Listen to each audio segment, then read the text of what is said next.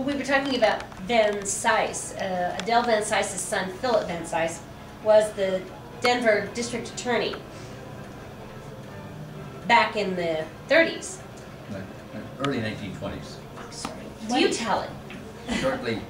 Shortly after he came back from the First War, he, through a kind of a fluke, found himself elected as district attorney of the city of Denver.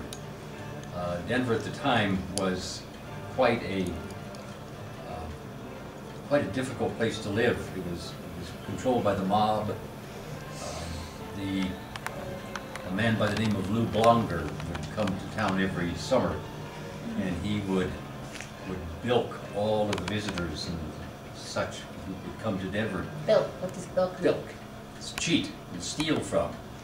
And if you have ever seen a movie called The Sting, Robert Redford starred in the movie a few years ago about this terrible crime wave that was carried on in the city. Paul Newman also. Paul Newman, yeah. Actually, that was written about Denver. That is just exactly, Denver was the city that was They were shown talking in about Denver? They were talking about Denver and the terrible crime.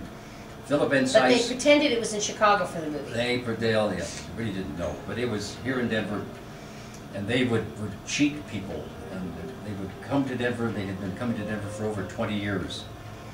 Philip Van Cise, a very idealistic young man, had gotten out of the First War as a colonel. He preferred to be known as the Colonel. But he, as I say, found himself elected district attorney, and he became very concerned about the image of the city and about the cheating that was going on. And he set about to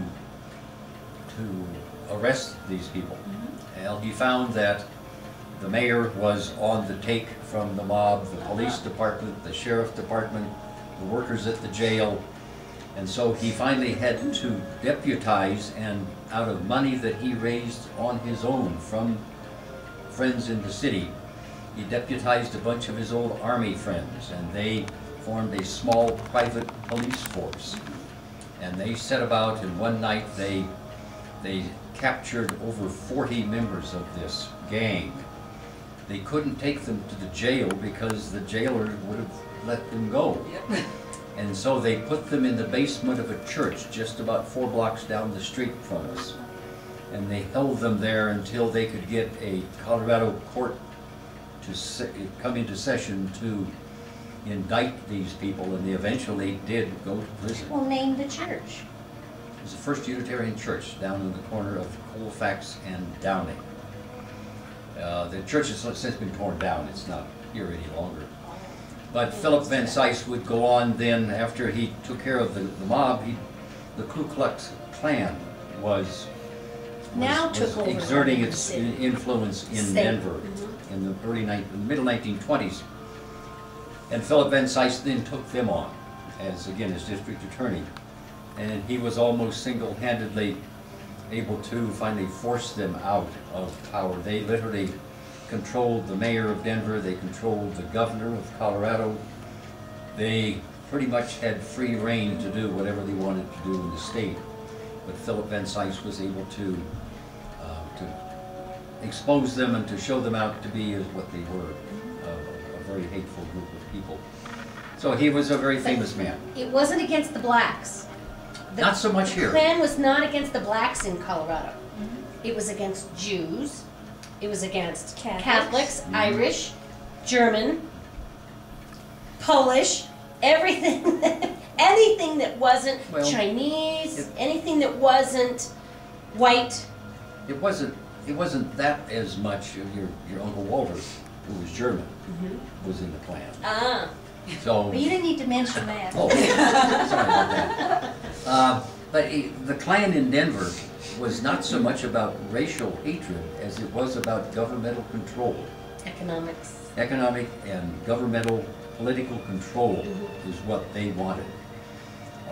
Yes, they had problems with some of the blacks, they had problems with the Jews, but it was more economic control. And if in the early 1920s, if you were a young man and you wanted to get to know the right people, you join the Klan. And it was a social organization. The Klan in Colorado was the only Klan in the United States that had a women's auxiliary. And actually women belonged to the Klan as well. So they ran the state and they ran the city pretty much as they chose. And it was, but they finally were able to wrest power from them. And Philip Van Cise then went on to a 50-year career as a very prominent attorney. And in fact, one of the buildings in the new Denver Justice Center that is just being built will be named for the Van Cise family as an appropriate honor for service given to the city. Right. So there you have a pretty good history of the Castle Marne and the Piker family. And yes, and I would like to say that it's a very interesting story. Yeah, I've read a number of your books here, and they really talk about a lot about the history and how this place came about. And well, I'm very glad to be staying here. Thank you. Okay, I think this is really a very, in fact, this is our first bed and breakfast that we are actually in. And It's about time. And I think it's we've had a very good experience here. Okay, and I must say that the owners of Castle Marne, they have given very, very friendly service. You know, it's a very homely area. If you want to feel like home, although it's very Victorian style and so on, but we really feel as if this is home. You don't live in a house like this in Singapore? You can bring it over. Yeah. So we feel that, you know, more people should come and experience it. Thank you. Yes, and even the room that we are in with the little private balcony and the hot tub. Wow. Yes.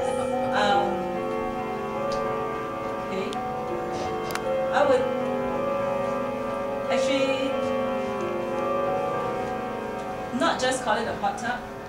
For us, we would normally term it like a hydrotherapy spa. Oh, yes. Yeah, Let's change the name. It might be good for you to put it as a hydrotherapy There, spa. okay. Sure. All right. Yeah, I didn't know we had one. I thought you had. Sounds real classy, doesn't it? Sounds classy. Yep. So it's been a very good experience over here, and we feel that maybe you want to talk about what you do for. I think you do officiate at weddings, honeymoons, and weddings. So maybe you want to talk a little bit about that. Wow. Is it time to stop?